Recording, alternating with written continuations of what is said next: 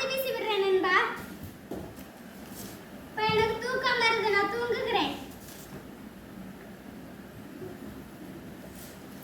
சுயநலத்தின் உச்சம். நாம தினமும் சாப்பிடுறோம் தூங்குறோம், சாப்பிடுறோம் தூங்குறோம். நம்ம கிட்ட என்ன கொஞ்சம் காசு பணம் இருந்துச்சுன்னா நல்லா இருக்குமே. இப்ப நம்ம அதுக்கு என்ன செய்யணும்? தொழிற்சாலையை அமைக்கணும். அதுக்கு இப்ப நம்மளோட நண்பர்கள்லாம் அழிக்கணுமே. இப்ப என்ன பண்றது? பரவாயில்ல, நமக்கு இல்லாததா? மரமே மரமே, நான் உன்னை வெட்ட போறேன். டேய், அப்படி செய்யாத, அப்புறம் நீ வாழவே முடியாது. இல்ல, நான் உன்னை வெட்டத்தான் போறேன். எல்லாரும் இந்த மரங்கள்லாம் வெட்டுங்க. வலிக்குதே வலிக்குதே வலிக்குதே. நண்பா, என்னாச்சு நண்பா? என்னை வெட்டுறான் நண்பா.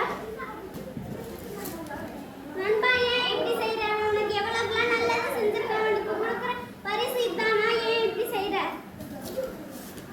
ரெண்டு பேரும் தொணத்தொணன்னு பேசிக்கிட்டே இருக்காதீங்க. நான் உன்னை அழிக்க போறேன். 5 வருடங்களுக்கு பிறகு எனக்கு தண்ணி தாக எடுக்குது. இப்ப நான் என்ன பண்றது? தண்ணி வேணுமே. இப்ப என்ன பண்றது? அப்பவே நம்மளோட நண்பர்கள்லாம் சொன்னாங்க எங்களை அழிக்காதீங்கன்னு. நான் தான் கேட்கல. தவறை உணர்ந்தால் மீண்டும் வருவேன்.